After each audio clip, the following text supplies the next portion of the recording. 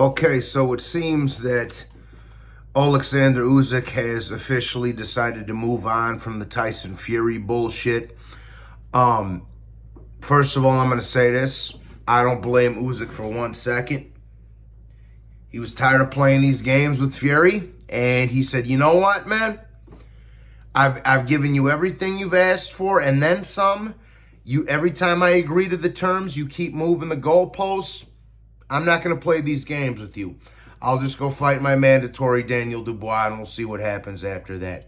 This is what Igis Klimas just tweeted, and I don't blame Oleksandr Usyk for 1 second, because this fight falling apart had absolutely nothing to do with Usyk, his people, Bob Arum, Frank Warren, the networks, none of it. The fault of this fight not happening, falls into the sole lap of one man, which is Tyson Fury. And for the record, Tyson Fury has a history of ducking. He ducked the hell out of the Vladimir Klitschko rematch and faked mental health issues. He wasn't too hesitant to get in the ring with AJ either for Undisputed. I've never seen a guy that could have made Undisputed twice with two different fighters and still not be able to come to terms. Because Fury could have fought AJ for Undisputed before Usyk even won the titles off of him, and they couldn't come to terms on that. Then Usyk beats AJ, rematches him, beats him again, and Tyson Fury still can't find a way to make this fight happen, bro, because Usyk's agreed to everything. They agree. Usyk was already signed off with the Saudi Arabians. Frank Warren and Bob Arum were as well. Tyson Fury didn't want to do that. He wanted some home cooking in England. So Usyk said, "Fine, we can do it in England." Then Tyson Fury started crying about his cut of the money. And here's the thing. Tyson Fury gave Usyk an offer that in Tyson Fury's mind, he didn't believe Oleksandr Usyk would accept, which was the 70-30 split. And I've never heard of any shit like that before in my life. What guy that has 3 of the 4 titles only gets 30%? And Usyk was still willing to take the shitty end of the deal. He was willing to take 30% and fight you in your own backyard. And you still did not want to fight Usyk. This is a duck, people. It's one of the biggest ducks in boxing history. Like I say, it's right up there with Floyd ducking a prime Manny Pacquiao, man. It's right there with it, bro. This is coward shit from Fury. In my opinion, if I ran boxing in a perfect world, he would be stripped of his title. Usyk's like sitting here, bro, hey, I'm not going to be playing these games with you. I'm 35 years old. I'm having 2 or 3 more fights, and then I'm calling it a day. I'm not going to do it.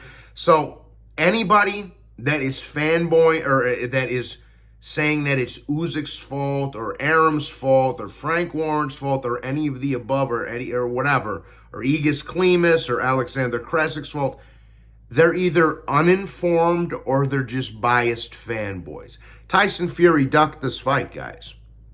And obviously, Tyson Fury doesn't care too much about me, you, or his own fans, because he didn't want to give you the best fight that can be made in boxing right now.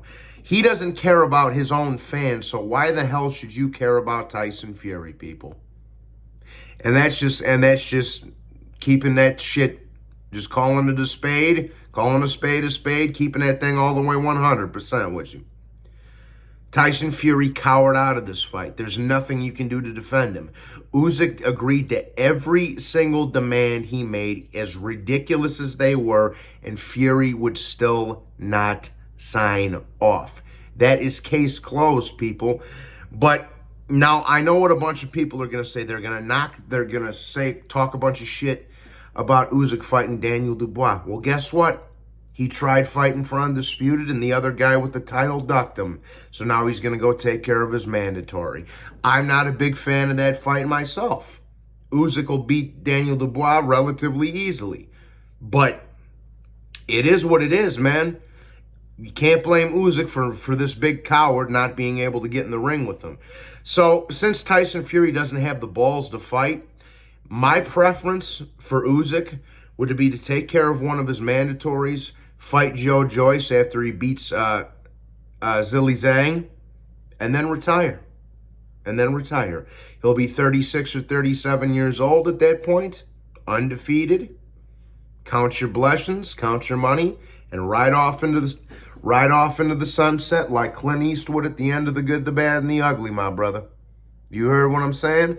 So I just want to give a big shout out to Oleksandr Usyk, the one and only heavyweight champion of the world, regardless of what fanboys have to say. He did everything in his power to make this fight possible. He did everything in his power to give this greedy Diva jag-off what he wanted. And Tyson Fury didn't have the balls to accept it, man. So you got to move on to the next thing. I'm guessing that Usyk's going to fight Dubois next. And for my estimation, he'll probably beat Daniel Dubois fairly easily. Then after that, I think he's going to have one more big fight, whether that be with Joe Joyce, whether it be with Tyson Fury or somebody else. And then I think Oleksandr Usyk's going to retire. And I don't blame him for 1 second. He's paid his dues. He's already one of the all-time greats. He's already the greatest cruiserweight in boxing history. And he's of the last 30 years, he is one of the greats. So can't blame him for a second. Can't blame him for not wanting to deal with Fury, his bullshit, and his shenanigans any longer. So shout out to my man Oleksandr Usyk, the one and only heavyweight champion of the world. Stand the fuck up, Ukraine, and to hell with Tyson Fury.